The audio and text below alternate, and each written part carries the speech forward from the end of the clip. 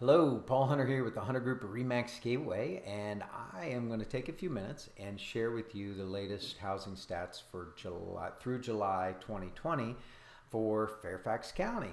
So let's take a look at Fairfax County here. And if we look at the numbers, we're going to look at some metrics. One thing we're going to look at is the number of listings that are, how many houses are on the market? Well, inventory is extremely low. You've probably been hearing that from everybody. Numbers are about almost 50% lower than the 5-year average, down about 35% from this time last year, and last year was down from the previous year. So numbers are low. Days on the market, 18. We're at 18. It takes 18 days for you to get a contract on average, which is very low. The other metric we look at is the average sold price to the original list price at 100.3%, which basically means people are paying more than what sellers are asking for a home. That speaks to the low inventory and the high demand.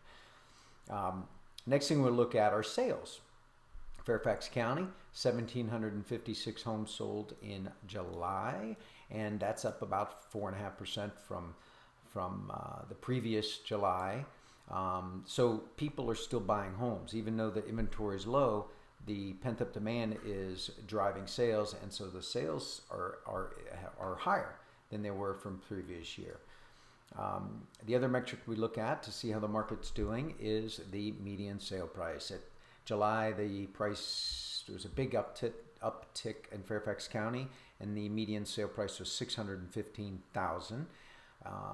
And that's up from the year-to-date average, which is a more realistic number, at $580,000. So at $580,000 year-to-date number, that's about an 8% increase or appreciation over 2019. If you look at the other chart here, to the bar chart on the right, you'll see that the numbers, sale price numbers, were trending down during the initial period of the pandemic, March, April, May. But then June and July, people started getting back out, and they wanted to buy their homes. People needed to buy houses to live in. The buyers' demand was high, and so the sale prices ticked up.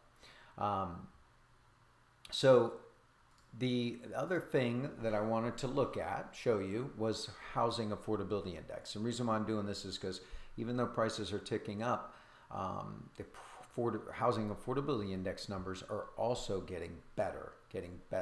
And what is the housing affordability index? It basically measures the average income in the area to the average sale price, and whether a home is affordable based on the current interest rates and the mortgage payment relation to their income. And to give you some perspective of that, the national average in last year was 159. The higher the number, the more affordable homes are in the area. A number of 100 would mean that you can exactly afford what the average home price is. The lower the number, you can't afford it. The lower the number, it's harder to afford the average home price. The higher the number, the more home you can afford based on the income. So how does Fairfax County look when we look at that? What we're looking at is the average income, and in Fairfax County, the median income price is $122,000. There's about 428,000 housing units in Fairfax County, and based on the interest rates, that puts us at an affordability index of 116. So interest rates are so low that it's making homes more affordable, even though the home prices are trending up. How does that compare to other places in the country? Just to give you some more perspective, in New York, for example, their home affordability index is 112. San Francisco is very low at 64, which means you have to buy a house that's less than the average price. Miami's 95, San Diego 71, LA 63, Hawaii 61. And then here locally, if you look all the way out in Richmond it's 169. So homes income compared to home prices is very strong there. And in Loudoun County, as you move further away from the city, it's 147, and in Prince William, it's 150. So the further you move away, home prices are less, so the affordability index goes up. So What does this all mean? Well, interest rates, as I mentioned, are very low, crazy low, crazy low, less than 3% in many cases, just hovering under 3%, which is driving up housing affordability. Even though prices are up 8% this year, homes are still more affordable than they were last year. So from a seller's perspective, the low inventory and the high demand means you're going to get top dollar for your house. And so that means it's a great time to sell. It's a seller's market.